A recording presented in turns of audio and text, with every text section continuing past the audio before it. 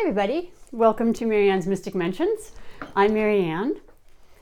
It's great to have you here at my channel. I greatly appreciate you. If you are new, just a little bit about me. I'm an intuitively psychically guided tarot card reader, and I also incorporate different things like numerology, astrology, and my wonderful divination tool, which is the I-Ching coins. This was a gift from my brother from 1994, and it is, well, they've been around since 30 BC. I have a tutorial of sorts. I videotaped that on, I believe, October 24th.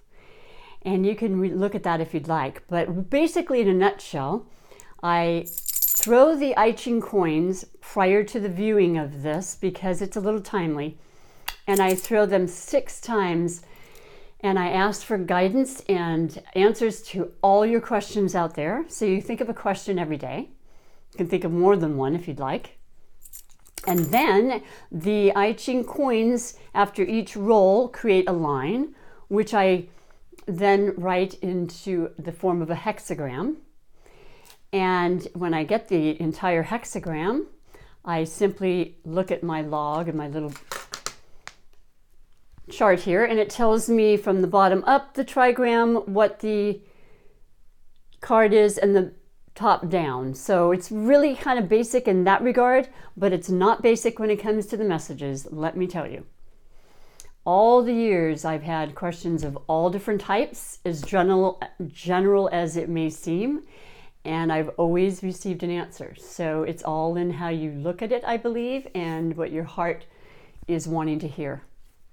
So today, the hexagram and card that came up was Lu.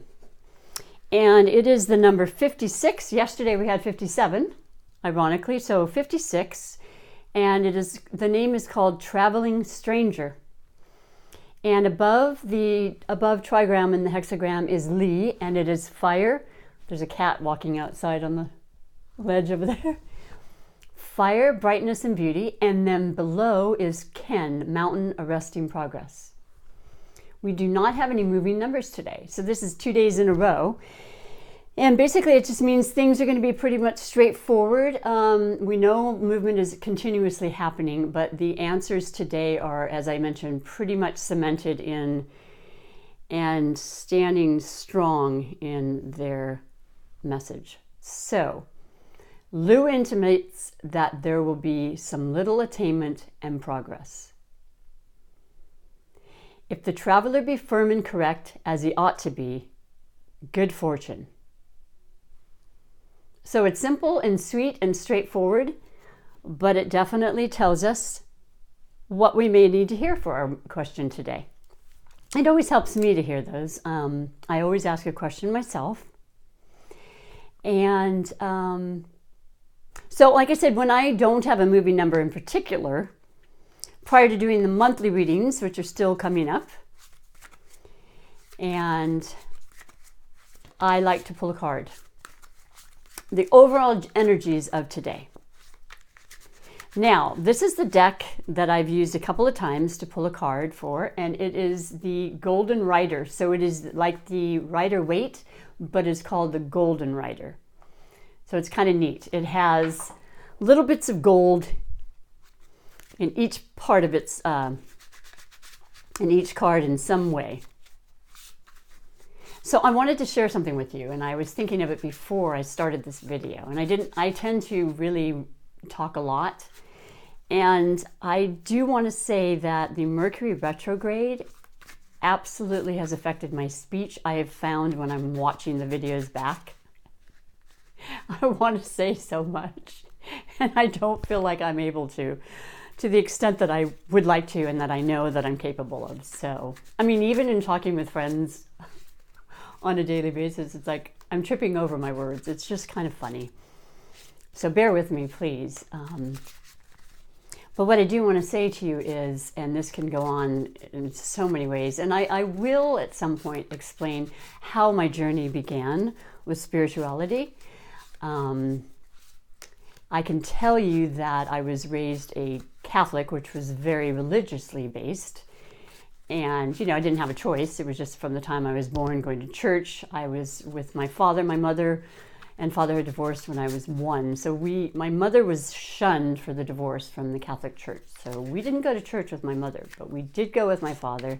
And it was a cool bond because afterwards meant pancakes and such. So that was that. And then there was definitely some positivity that I took from being a Catholic. But then as time went on, I recognized that wasn't really something I was resonating with completely. So the spirituality hit me like a ton of bricks. Let me just put it that way. It was just bam, at a time when I needed to make a major transformation. There was no more stalling. I had no choice. And it was when, in 1994, and I was given the book, The Celestine Prophecy. And it just changed my entire world. And I've been seeking ever since, and I have hundreds of self-help books, and a lot of that helped me a great deal. I've met with some incredible spiritual teachers. Unfortunately, I have passed on to, back home, I suppose, is how you could word that. Wayne Dyer, one of them, Louise Hay, oh my gosh. And of course, the ones that are alive, Deepak Chopra and just Abraham Hicks, although Jerry passed on. Just some incredible influences, right? So I've always loved the whole idea of the law of attraction. I loved The Secret. My girlfriend and I would sit and just listen to it when it came out and just fill ourselves with every belief in our mind, our possible way that we could create and manifest. And so I believed in that, but there were parts of it that weren't quite clear to me. And sometimes I would and sometimes I wouldn't. But yesterday, I don't know why, I don't understand it myself, but I was in meditation and it just hit me so clearly. And it's the same thing I've been knowing and thinking and sharing and believing, I guess, is that, we control our thoughts and whatnot. But the message that came through was the law of attraction follows my lead. And those are the words that came out because it makes perfect sense. Anything I think or believe or feel is exactly what I'm going to be bringing to me or pushing away from me. And it was, I don't know, those are the words that came through. And I know it's simple and you've known this yourself, no doubt, for decades or more. And I guess we all really know it within ourselves. But it felt phenomenal. And I'm going to stick with that feeling. I made a promise that I will not let that go. Even the days that I tend to be disheartened about stuff. I'm not going to do that because that'll create that for me. All right, so I hope you don't mind my little vlog, or whatever you want to call it. But we shall pull the card of the day for everybody. And it is the 8 of Pentacles. So I like this card a lot, and I'll tell you why. The Pentacles represent earthly things and practical things and working and determination, and they are the sign of Capricorn, Virgo, or Taurus. And, well, in my own personal belief, and that's all it is, it shows a person working really hard towards their goal, being persistent, not giving up, having a goal, I suppose you could say. A goal is a good word, but having an idea or a vision, not necessarily knowing how we're going to get there, but absolutely knowing with every bit of our fiber in our body that we will achieve what we need to, and working hard towards it. And of course, the benefits then come to us. The fruit comes to us. The garden that's planted and the seeds will in fact grow. And that is what the 8 of Pentacles designates to me, and hopefully to you as well. It's a faith card for sure, but it's also putting in that work and, cause and effect. It will come through.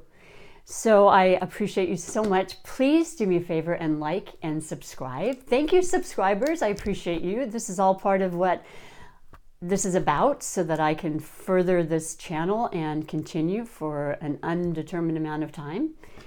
And hopefully when I'm no longer able to do massage, this will be what I will be doing full time. And who knows how long that'll be, but one never knows. So I'd like to prepare, if you will. Get my Eight of Pentacles in motion. And otherwise, have an amazing day. And until next time, bye for now.